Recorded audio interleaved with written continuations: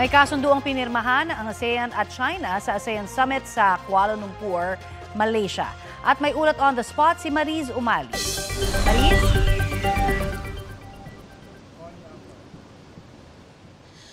Connie, palakasin ang kalakalan at kooperasyon sa rehiyon. Yan ang layon ng ASEAN-China Free Trade Area 3.0 Upgrade Protocol na nilagdaan ngayong umaga.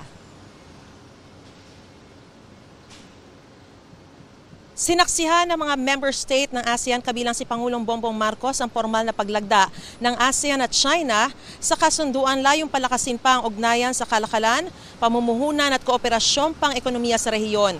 Ang dokumento ay nilagdaan sa pagitan ng Minister of Investment, Trade and Industry bilang kinatawan ng ASEAN at ng Minister of Commerce ng China para sa panig ng Beijing.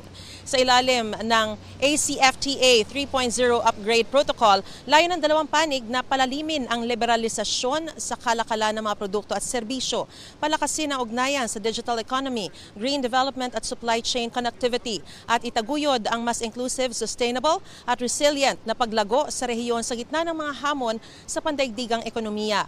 Ang kasunduang ito ay pagpapatuloy ng orihinal na Framework Agreement on Comprehensive Economic Cooperation na nilagdaan noong 2002 sa Phnom Penh, Cambodia at ilang ulit nang inamyendahan sa mga susunod na taon sa ilalim ng tinatawag na ASEAN-China Free Trade Area. Itinuturing ang ACFTA 3.0 Upgrade Protocol bilang isa sa pinakamahalagang hakbang upang mapatatag ang rules-based trading system sa Asia at mapanatili ang central role ng ASEAN sa pagpapalago ng ekonomiya ng rehiyon. Pagkatapos ng pirmahan ay itinurn over na ang dokumento sa Secretary General ng ASEAN.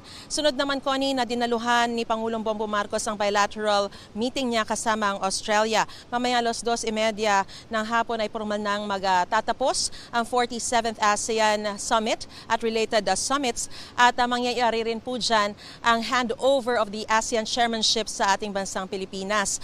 At bago tumulak pabalik ng Pilipinas ay magkakaroon pa ng kapihan si Pangulong Bongbong Marcos kasama ang mga media para bigyan niya tayo ng mga highlights na nangyaring ASEAN Summit at related summits at gayon din ay mabigyan tayo kung ano pa yung mga benepisyo na makukuha ng bansa sa kanyang pagdalo dito sa 47th ASEAN and related summits dito sa Kuala Lumpur, Malaysia. At live mula rito sa Kuala Lumpur, Malaysia, balik sa iyo, Connie. Maraming salamat, Mariz Umali.